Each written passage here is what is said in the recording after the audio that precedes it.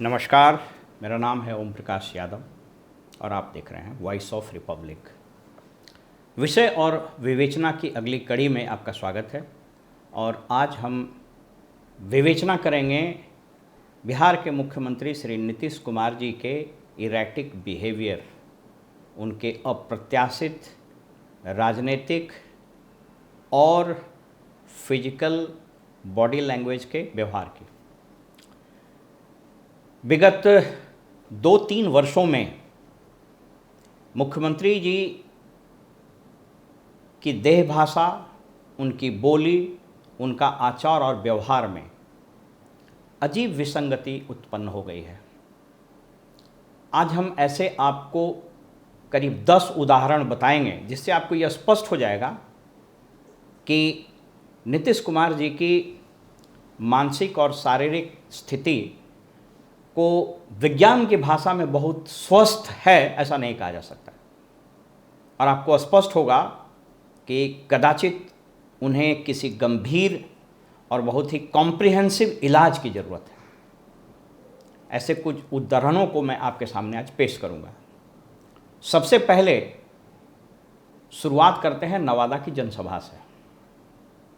जब नवादा की जनसभा में इनके 2 व्यवहार कि आज पूरे देश में सभी मीडिया में चर्चा हो रही है, देश के प्रतिष्ठित अखबार इकोनॉमिक टाइम्स में भी इस विषय पर एक विस्तृत आलेख छपा है। पहला व्यवहार इनका अप्रत्याशित इसलिए रहा कि अपनी दोनों हाथों को फोल्ड करके और प्रधानमंत्री का पैर छूते छूते रह गए। बताते चलें कि प्रधानमंत्री जी और नीतीश कुमार जी का आयु लगभग बराबर है। विकिपीडिया के अनुसार दोनों का उम्र 73 साल ही है। वैसे पैर छूना बड़ों का ये हिंदुस्तान और खास करके बिहार के शिष्टाचार में अच्छा माना जाता है। श्री तेजस्वी प्रसाद यादव भी कई स्थानों पर नीतीश कुमार जी, राजनाथ सिंह जी के आदि के पैर छूते देखे गए हैं। वो एक अच्छा शिष्टाचार है, इसलिए कि नीतीश कुमार और मोदी जी या राजनाथ सिंह जी की उम्र तेजस्वी से बहुत बड़ी है। लेकिन यहाँ पर उनका यह व्यवहार बिल्कुल शॉकिंग था।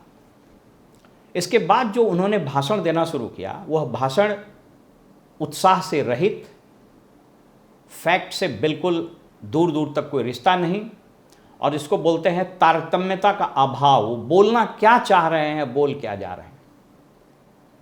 बोलते बोलते उन्होंने यहाँ तक कह दिया, वो बोलना चाह रहे थे कि मोदी जी 400 से ज़्यादा सीट पर जीत जाएं, लेकिन बोलते बोलते पहले उन्होंने बोला 4 लाख, फिर संभलते संभलते बोला कि 4000 से ज़्यादा एमपी आपके जीत जाएं।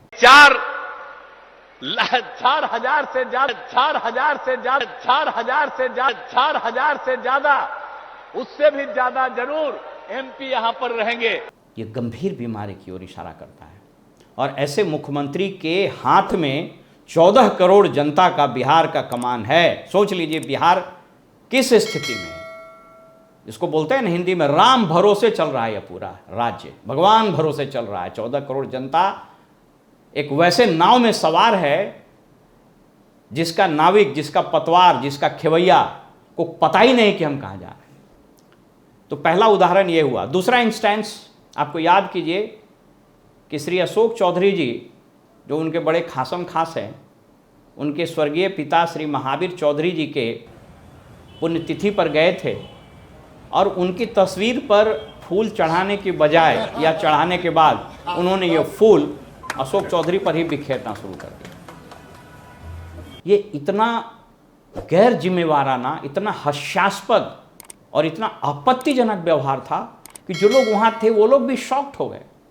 आपको हंसी भी आएगी और कदाचित आपको दुख भी होगा कि ऐसा व्यक्ति इतने दिनों से बिहार का मुख्यमंत्री बना हुआ है। तीसरी घटना फिर आपको याद दिला दें।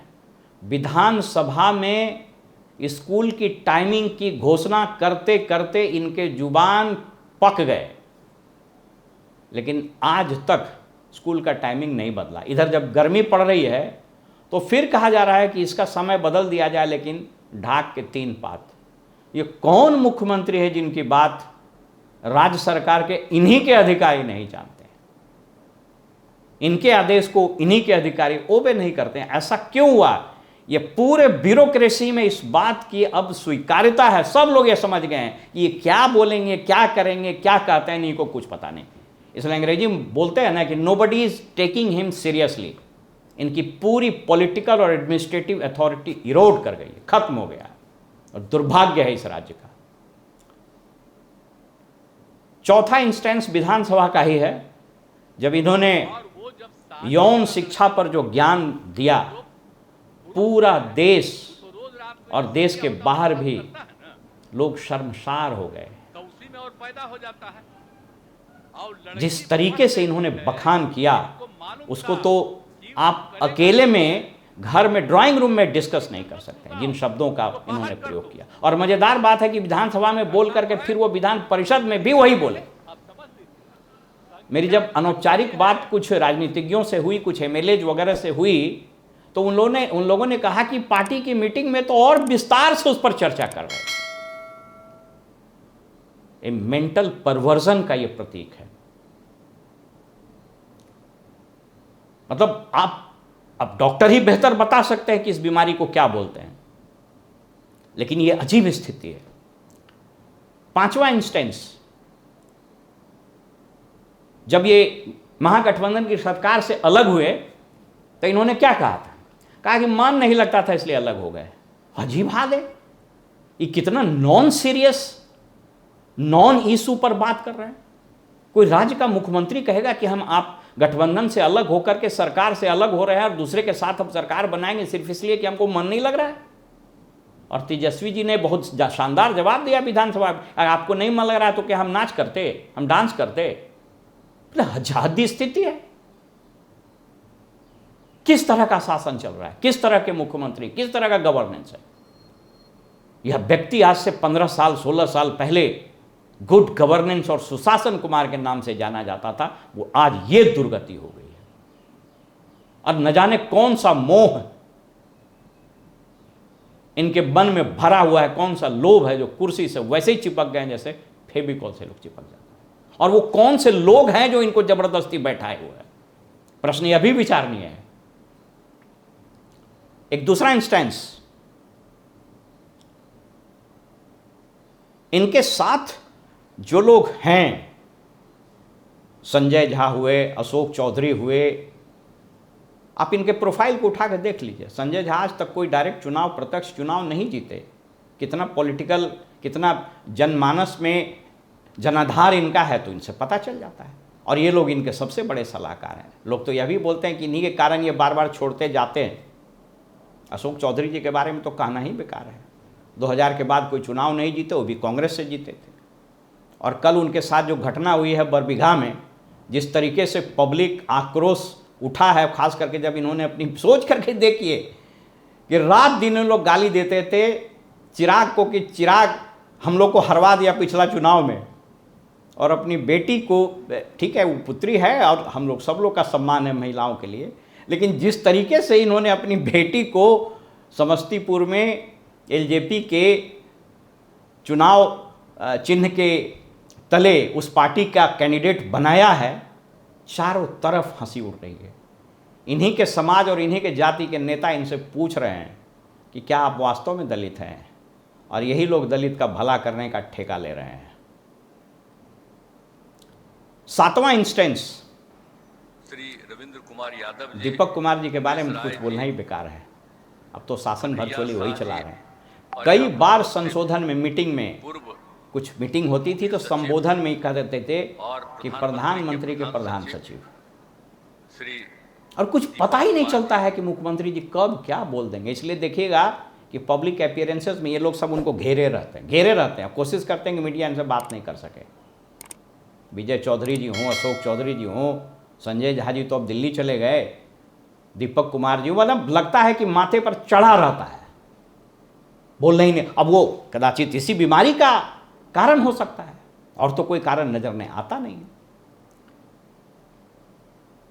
एक बार एक मीटिंग में मुझको स्मरण है कि मुख्य सचिव को संबोधन में मुख्यमंत्री ही बार बार कर रहे थे, और उसके बाद बोले ना मुख्यमंत्री तो हम ही हैं, बेकार मुख्यमंत्री हम ही हैं। अब वो सारा वीडियो आप देख लीजिए। माने हंसी से ज़्यादा दुख होता है। कोई भी जवाबदेह नागरिक है जिसको राज्य का परवाह है, जो थोड़ा सा भी सेंसिबल है उसको दुख होता है। कहाँ लेके जा रहे हैं ये मुख्यमंत्री जी हम लोगों को?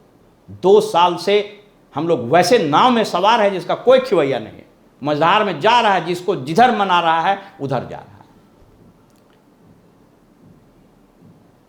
अब आप सोच करके देखिए कि एक इंस्टेंस और, इंडिया गठबंधन के आर्किटेक्ट थे, क्या क्या बोलते थे बीजेपी के बारे में, और इनके सलाहकार ललन सिंह जी और बाकी सारे लोग, सब उपलब्ध है, वीडियो प्रिंट मीडिया में, इलेक्ट्रॉनिक मीडिया में सब है।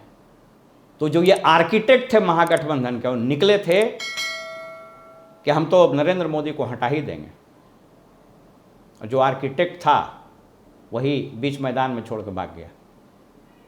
कौन सा राजनीतिक चरित्र है? वस्तुतः इनको, जिन लोगों का नाम मैंने लिया और बाकी कुछ और इनर कोटरी में इनका है, इन लोग को बार बार इनको ये बोलते बोलते कि आप पीएम मटेरियल है, पीएम मटेरियल है, इनको कदाचित सबकॉन्शियस माइंड में बैठ गया कि लगता है कि हम ही पीएम मटेरियल है। कितने भारी पीएम मटेरियल है वो तो पता चल रहा है इन सारे इंस्टेंसेस से। मैं सिर्फ ईश्वर से प्रार्थना करता हूँ कि उनका स्वास्थ्य अच्छा हो जाए, और इनको मेडिकल टीम से, आप सोच लीजिए ना कि 60 वर्ष के उम्र के बाद तो वैसे भी और ऐसे भी पदाधिकारियों की ब्यूरोक्रेसी में हर साल मेडिकल चेकअप होता है। आप चेकअप कराइए। मेरी शुभकामना और मेरी सांत्वना सब कुछ आपके साथ है। आप दीर्घायु होइए, डॉक्टर से चेक कराइए, क्योंकि जिस तरीके का अभी आपका इनका राजनीतिक व्यवहार है, जिस तरह से एडमिनिस्ट्रेटिव बिहेवियर इनका है, यह राज्य के लिए अत्यंत घातक है।